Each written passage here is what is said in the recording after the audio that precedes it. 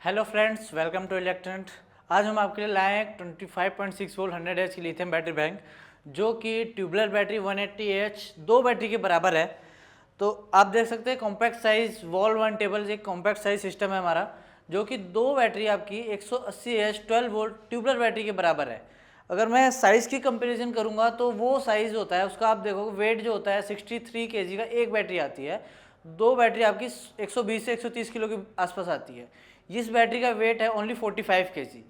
Wall mountable battery है आपकी ये, इसको आप वॉल पे कहीं पे भी हैंग कर सकते हैं।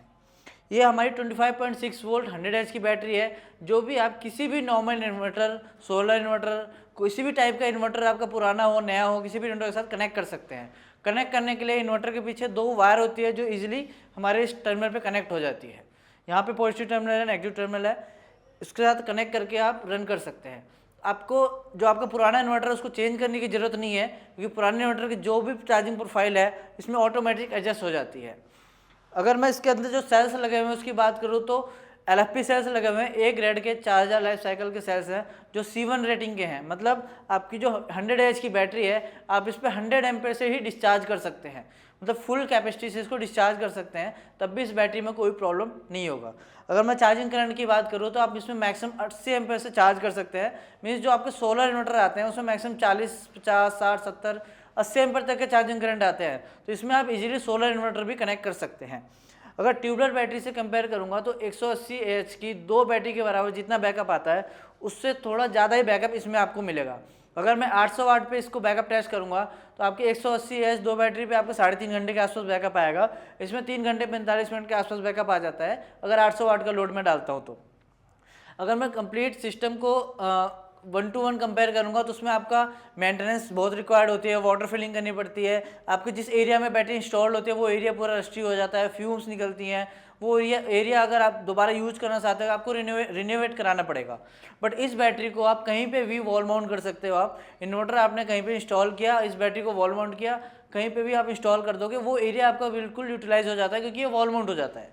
आपको जहाँ पे इंस्टॉल रहेगा उसके आसपास कुछ भी एक्स्ट्रा स्पेस देने की जरूरत नहीं पड़ती इस बैटरी को।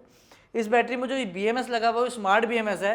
स्मार्ट BMS आपको जो आपके over voltage, under voltage, over temperature, short circuit या कोई भी बैटरी से इंटरनल प्रॉब्लम होती है वो प्रोटेक्ट कर लेगा और बैटरी को इन्वर्टर से डिस्कनेक्ट कर देगा। इसके अंदर हमने यहाँ पे बैटरी ऑन ऑफ स्विच दिया हुआ है, इसके थ्रू आप बैटरी को ऑन ऑफ कर सकते हैं। यहाँ पे एक बैलेंसिंग पोर्ट दिया हुआ है, अगर आपकी बैटरी के कोई प्रॉब्लम आती है तो यहाँ पे इंजीनियर जाएगा, आपका बैलेंसिंग पोर्ट लगाएगा, सेल वोल्टेज देखेगा। इसके अंदर 8 सेल लगे हुए हैं, 8 सेल की वोल्टेज यहाँ से इजीली चेक कर सकते हैं, बैटरी खोलने की जरूरत नहीं पड़ेगी आपको। इसके बाद हमने यहाँ पे एक बैटरी रीसेट स्विच दिया हुआ है।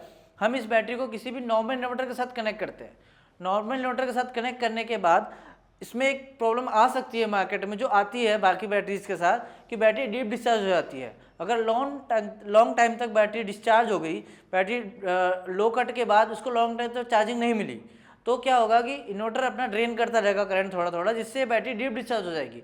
बैटरी डीप डिस्चार्ज होने के बाद इसको रिकवर कराने के लिए बैटरी में एक्सटर्नल चार्जर लगाने की जरूरत पड़ती है। बट हमारे इस रीसेट स्विच के थ्रू इसमें एक्सटर्नल चार्जर लगाने की जरूरत नहीं पड़ेगी।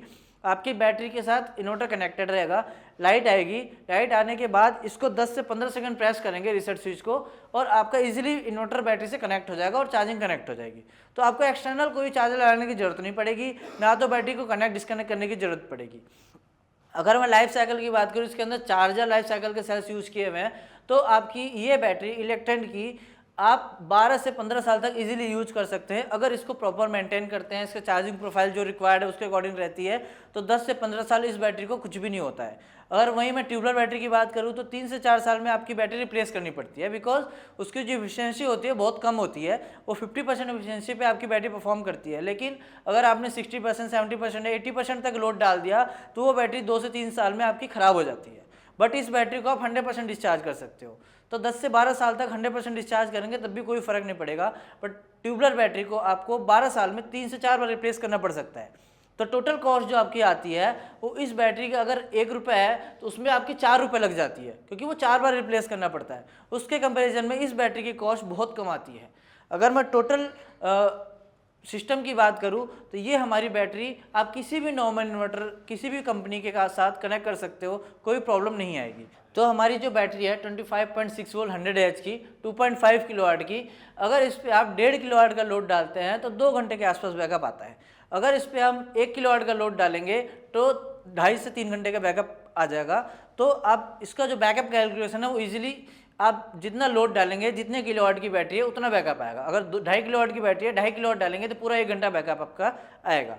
तो इसमें कोई भी कंपेटेबिलिटी का इशू नहीं है, इजीली टर्मिनल दिए हुए हैं, यहाँ पे बैटरी ऑन ऑफ स्विच दिया हुआ है। कभी आपको बैटरी डिस्कनेक्ट करना है इन्वर्टर से तो कोई वायर खोलने की जरूरत नहीं भी है, कुछ भी करने की जरूरत नहीं। यहाँ पे इजीली स्विच ऑफ करेंगे, बैटरी डिस्कनेक्ट हो जाएगी आपकी।